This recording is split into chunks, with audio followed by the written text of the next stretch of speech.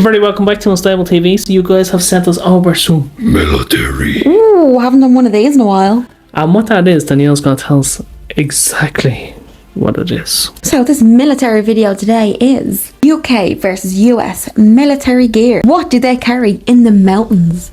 Water, food rations, guns. Baked beans. Hamburgers.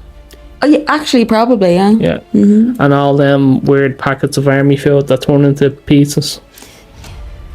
And probably a lot of camouflage stuff as well, I'm going to assume. And jellies. And, okay, jellies, yeah. Yep. And freedom. Extra double dose of freedom and cups of tea, because the Brits are there as well. And bald eagles. And scones. And baked beans. So without further ado, guys, let's go check this out together. Let's go.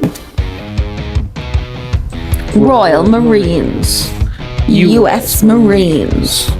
Kit comparison. I'm Corporal Brown, Mountain Leader Class 2 from 4-5 Commando, part of X-Ray Company. We're out here in the States, and at the moment I'm just going to go through some of the kit and equipment that we use Scottish? In the mountains. Yeah, you can. Lieutenant Kalunga, I'm with Victor 24 Echo Company. I'm 1st Platoon Commander, and I'll be showing you the kit setup for one of my squad leaders, Corporal Merchant. So we'll start at the top. Andy's got his ops core on here, so recently new bit of kit that we've got. It's a bit lighter, and it allows the user a bit more freedom. We have our high cut Kevlar, obviously it's head protection. On the Kevlar itself, we have our Rhino mount. Nice. It goes down, and this is where you'll place the night vision goggles. As you can see, he's got some ear protection up here.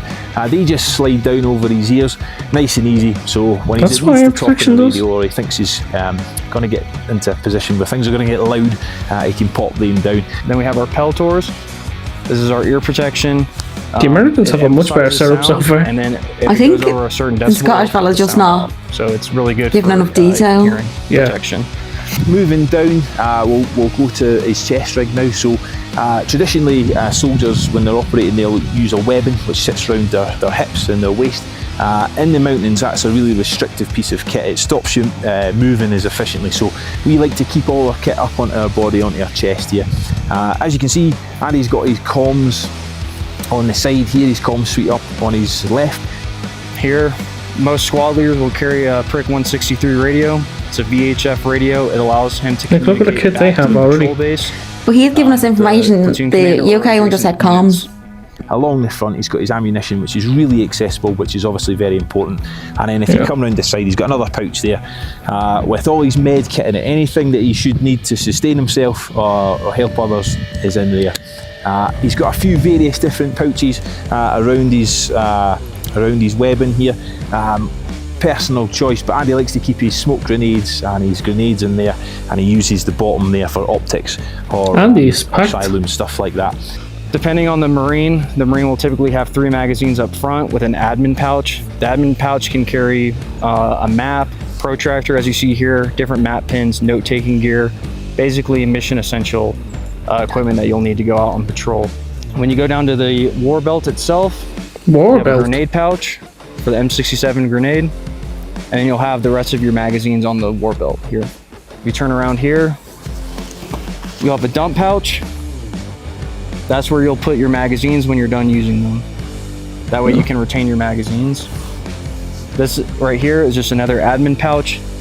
You can put your NVGs in here or different mission essential gear. And then here we have an IFAK, or an infantry first aid kit. This has tourniquet, gauze, different kinds of bandages. That way if something happens, the Marine just give more information. Yeah. And then when we go out on patrol, the Marine will wear gloves to protect his hands from the elements. Obviously, you've got the KS1 here strapped across his chest. Obviously, yeah. Recently new weapon. Have them, and first time we've used it in this environment.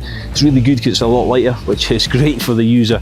And it's got a lot of other features as well that makes it better than its predecessor. This is the M27 IAR weapon systems.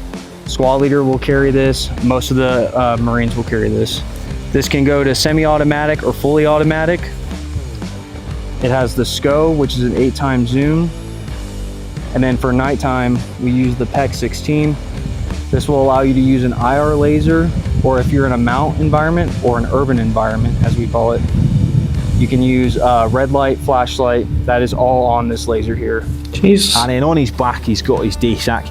So day sack. every Marine will be able to sustain himself Nice. for any amount of time in this environment. Yeah, It's it's got a day in it, nice. slightly easier, say, than Norway.